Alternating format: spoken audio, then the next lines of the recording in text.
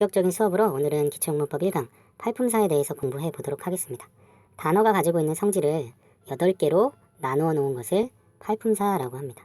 이 세상에 존재하는 모든 단어들은 그 성질에 따라서 8개의 품사로 나누어집니다. 그 각각의 품사들 그리고 단어들이 가지고 있는 성질을 우리가 정확하게 알아야 올바른 문장을 만들 수가 있습니다. 팔품사 중에서 가장 많이 사용되는 단어가 바로 명사입니다. 명사는 사람이나 사물, 동물 혹은 어떤 개념 등의 이름을 붙일 수 있는 모든 것들을 다 명사라고 합니다. 명사는 크게 두 가지로 나눌 수가 있는데 형태가 있는 명사와 형태가 없는 명사입니다. 사람이나 사물에 해당되는 단어들 book, 책, 그리고 책상, 그리고 소녀, 자매 등과 같은 단어들은 형태가 있어서 눈에 보이는 명사들입니다. 반면에 형태가 없는 명사들도 있습니다. 어떤 개념을 나타내는 단어, 그리고 우리가 느끼는 어떤 감정을 나타내는 단어들입니다. 사랑이라는 명사는 형태가 없어서 눈에는 보이지 않지만 누군가를 애틋하게 그리워하고 좋아하는 마음을 사랑이라고 부르자 그렇게 이름을 붙여준 것이라고 할 수 있습니다. 과학이라는 단어도 마찬가지입니다.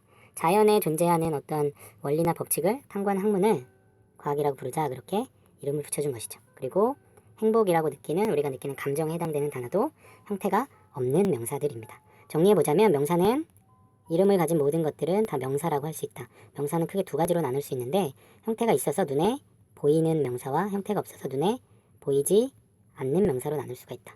보이는 명사는 셀 수 있는 명사들이고 보이지 않는 명사는 보이지 않으니까 당연히 셀 수 없는 명사들입니다. 이렇게 두 가지로 나누어진다라고 기억해 두시기 바랍니다.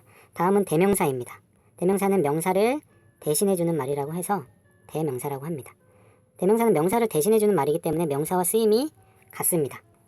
저의 이름은 스티븐인데 상대방이 저를 이야기할 때는 너라는 대명사를 이용해서 이야기할 수도 있습니다. 그리고 제3자가 저를 부를 때는 he라고 하는 대명사를 이용해서 저에 대해서 말을 할 수도 있습니다. 이렇게 대명사는 명사를 대신해서 써줄 수 있는 말들을 대명사라고 하는데 명사를 써도 되는데 굳이 대명사를 쓰는 이유는 같은 단어, 같은 말을 반복하는 것을 피하기 위해서 명사 대신에 대명사를 사용해준다 라고 기억해 두시기 바랍니다. 다음은 동사입니다. 명사와 함께 팔품사 중에 가장 중요한 것이 동사입니다. 앞에 명사는 주어를 이야기합니다. 주어의 상태나 움직임을 나타내는 단어가 바로 동사이다. I go to school에서 go는 가다 라는 동사입니다. 나는 학교에 간다. 이렇게 앞에 있는 동사의 움직임을 나타내고 있는 것을 볼 수 있습니다. 그리고 he became a singer에서 became이라는 되었다 라는 동사입니다. 그는 가수가 되었다. 앞에 있는 he라는 대명사의 상태에 대하여서 말해주고 있는 것을 볼 수 있습니다. 한 가지 더 기억해 두셔야 할 것이 동사는 한국말로 해석될 때 뭐뭐다 라고 해석되는 단어가 바로 동사이다 라고 기억해 두시기 바랍니다. 다음은 형용사입니다. 형용사의 쓰임은 딱 한 가지입니다. 한 가지만 기억하시면 됩니다. 그것이 바로 명사를 꾸며주는 말이 형용사이다 라고 기억해 두시기 바랍니다. pretty girl에서 pretty는 이쁜이라는 형용사입니다. 이쁜 소녀 이렇게 뒤에는 명사를 꾸며주고 있는 것을 볼 수 있습니다. little boy에서 little이 작은이라는 형용사인데 뒤에는 소년이라는 명사를 작은 소년 이렇게 꾸며주고 있는 것을 볼 수 있습니다. 형용사는 우리말로 이렇게 이쁜 작은처럼 우리말로는 뭐뭐 니은 받침으로 끝나는 단어가 바로 형용사입니다. 그러니까 여러분들이 단어의 뜻을 외우실 때 신경 써서 정확하게 외우시면 이렇게 형용사와 동사들 뜻을 통해서 자연스럽게 구분을 하실 수 있으실 것입니다. 다음은 부사입니다. 부사는 영어로 adverb라고 합니다. add 더하다와 verb라는 동사가 합쳐진 말로 동사에 어떤 의미를 더해준다라는 뜻입니다. 형용사가 명사를 꾸미는 것처럼 부사는 동사를 꾸며주는 말입니다. 그런데 부사는 동사만 꾸며주는 것은 아닙니다. 주로 동사를 꾸미지만 형용사와 같은 부사 그리고 문장 전체도 꾸밀 수 있다라고 기억해 두시기 바랍니다. 다음은 전치사입니다.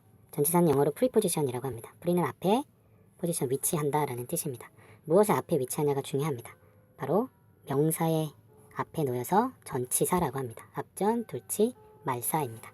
Apple is on the table에서 on이라는 전치사 뒤에 table이라는 명사가 온 것을 볼 수 있습니다. 그리고 he get up early in the morning에서도 in이라는 전치사 뒤에 morning이라는 명사가 온 것을 볼 수가 있습니다. 그러니까 전치사는 명사 앞에 위치해서 명사의 위치나 시간, 관계를 나타내주는 말이라고 할 수 있습니다. 그래서 항상 기억해 두실 게 전치사와 명사는 같이 쓰인다. 그래서 우리가 이것을 전명구라고도 합니다. 다음은 접속사입니다. 접속사는 단어와 단어, 구하고 문장과 문장을 이어주는 단어입니다.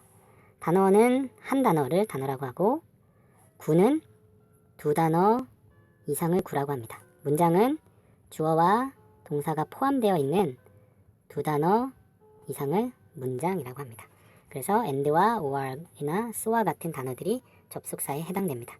그리고 감탄사. 감탄사는 wow나 ups처럼 감탄할 때 나오는 말을 감탄사라고 합니다. 팔품사 정리하도록 하겠습니다. 각각의 단어들이 가지고 있는 성질에 따라서 8가지로 나누어 놓은 것을 팔품사라고 합니다.